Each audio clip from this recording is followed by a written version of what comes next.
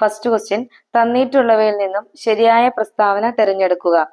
ഒന്നാമത്തെ പ്രസ്താവന, 1885 December 28 Indian National Congress രൂപീകൃതമായി. 2. ഇന്ത്യൻ നാഷണൽ കോൺഗ്രസിന്റെ സ്ഥാപകൻ അലൻ ഒക്ടോവിയൻ ഹ്യൂം ആണ്. 3. കോൺഗ്രസിന് ആ പേര് നിർദ്ദേശിച്ചത് ജവഹർലാൽ നെഹ്റു ആണ്. ഓപ്ഷൻസ് ഇതാണ്. Option A 1, 3, B 1, 2, 3, C 2, 3, D 1, 2 എന്നിവ.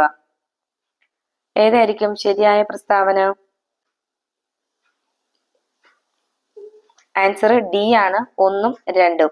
1 1885 ഡിസംബർ 28 ഇന്ത്യൻ നാഷണൽ കോൺഗ്രസ് രൂപീകൃതമായി. ഇന്ത്യൻ നാഷണൽ കോൺഗ്രസിന്റെ സ്ഥാപകൻ അലൻ ഒക്ടോവിയൻ ഹ്യൂം ആണ്. അടുത്ത ക്വസ്റ്റ്യൻ, ഗരീബി ഹഠാവോ എന്ന് ലക്ഷ്യമിട്ട പഞ്ചവത്സര പദ്ധതി ഏതാണ്? ഓപ്ഷൻ എ 7ാം പദ്ധതി, ബി 8ാം പദ്ധതി, സി 5ാം പദ്ധതി, ഡി 2ാം പദ്ധതി. ആൻസർ സി 5ാം പദ്ധതി. അടുത്ത ക്വസ്റ്റ്യൻ, ലോക ശാസ്ത്ര ദിനമായി ആചരിക്കുന്നത് എന്ന്?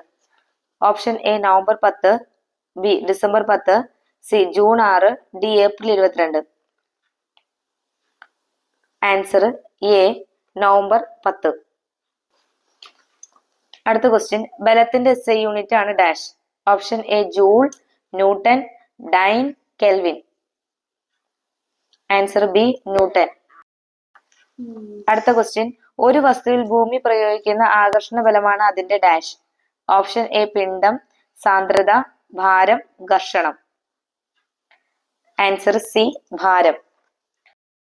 അടുത്ത ക്വസ്റ്റ്യൻ, മാധ്യമങ്ങളുടെ സഹായമില്ലാതെ താപം പ്രസരണം ചെയ്യപ്പെടുന്നതാണ് ഡാഷ്.